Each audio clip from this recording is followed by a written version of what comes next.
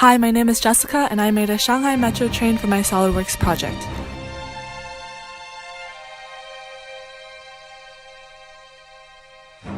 I chose to make a metro train because whenever I go to China, I'm in awe at how sleek and prompt the trains are.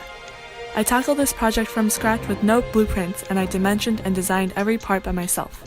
The final train assembly is made of 204 parts and took me over 60 hours to create. Including basic features, I used surfacing for the body, delete keep bodies for the doors and windows, and split lines for coloring. The doors of the train move together through linear coupling and the wheels of the train are able to rotate. One of the hardest components was making the connection between cars. I wanted to make a rectangular spring, so I extruded a rectangle through a circular spring, then used swept boss on a 3D sketch pad. Mating the suspension and doors was also tedious as I wanted to make sure everything fit and moved correctly. For my simulation, I applied force to the frame of my alloy steel suspension frame. Unfortunately, after I finished my project, I realized I had created it in millimeters, so for the simulation, I recreated the frame in meters to ensure accurate calculation.